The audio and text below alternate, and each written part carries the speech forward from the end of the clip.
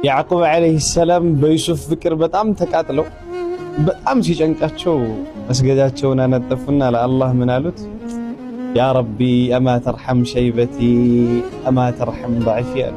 ጌታዬ ሆይ ሸበቶም ማወጣው አይኔም ታወረ አማ ተርሐም ضዕፊ እንደው ድክመት ያሳዝንህም እንደው አላሳዝንህም አሉት።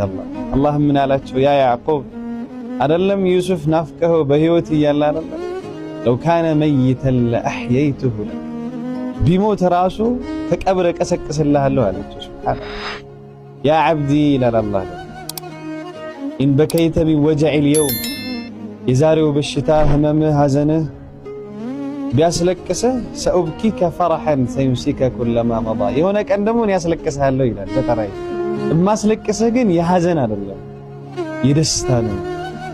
የሶብር ፍሬዋን ስታያት የምታለቅሰው